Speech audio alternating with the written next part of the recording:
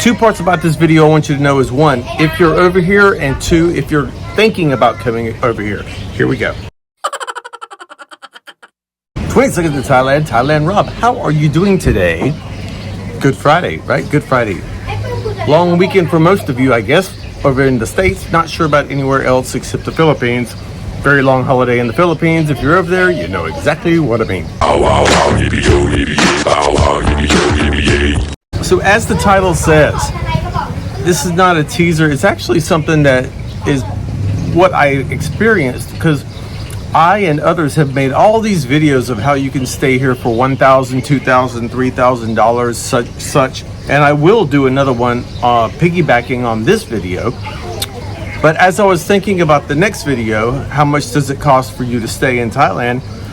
I hit a deep question in my mind, thinking about, if you tell someone that they can live here off of $1,000 US or $2,000 US, I, not knowing you, would not know if you have debt.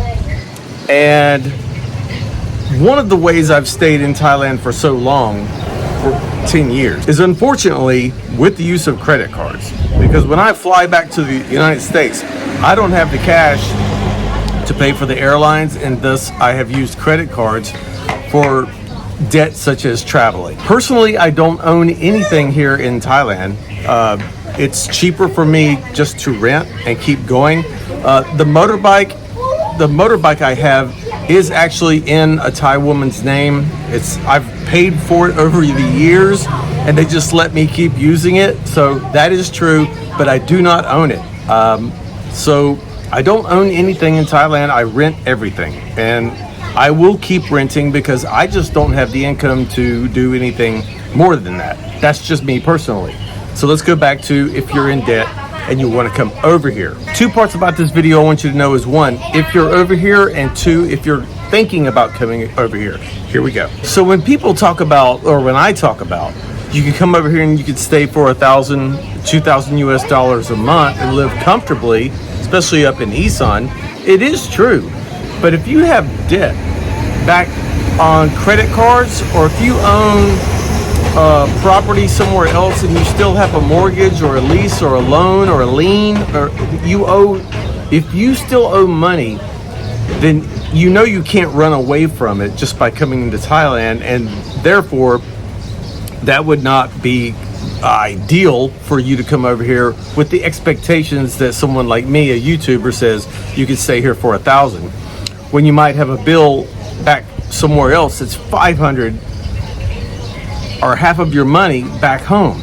If you're spending half of your money on debt or something that you owe, and you come over here, that only leaves you, obviously, I'm not trying to say that you couldn't figure this out.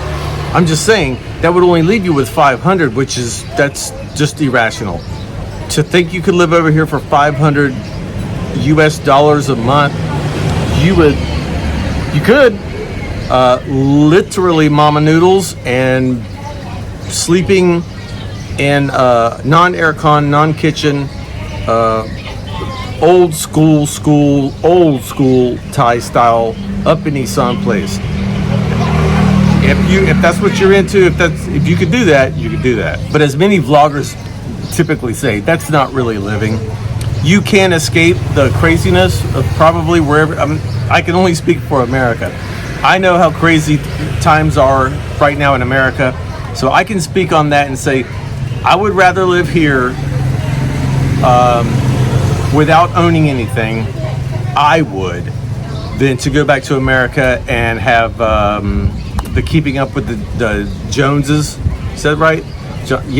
Keeping up with the neighbors and trying to, I don't want to be a part of that anymore. So when I make the next video on the 1,000, 2,000, which I think is going to be my next video, probably, it's not taking into consideration if, I don't know.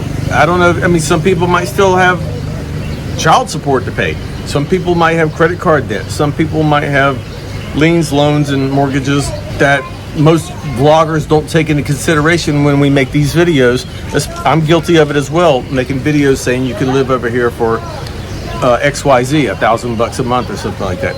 Yeah, if you're debt free and you're just collecting Social Security, or you have a pension and or both, and your savings, and you maybe sold your house, you took the profits, you put it in the bank.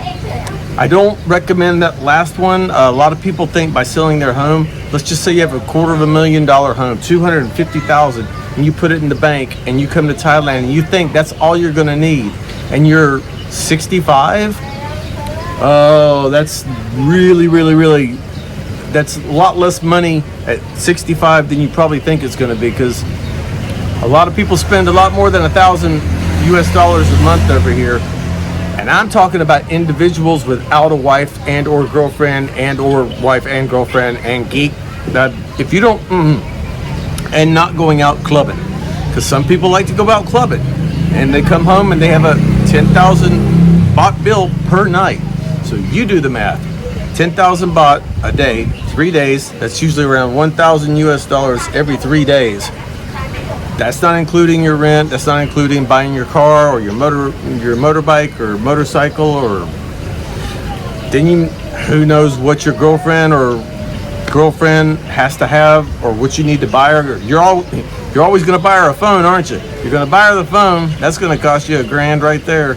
Well, depends on which phone you get, I guess. For those of you that have money and are well off and have no debt, this video is completely irrelevant to you. Thanks for watching if you did. But yeah, this basically goes into someone like me who has lived 10 years by a shoestring budget, more or less, and with credit cards, unfortunately, which I still owe and I still have to pay on back in the States. So that keeps me from living a full and like luxurious lifestyle over here, which I wouldn't be able to do anyway, because I'm not old enough to get Social Security.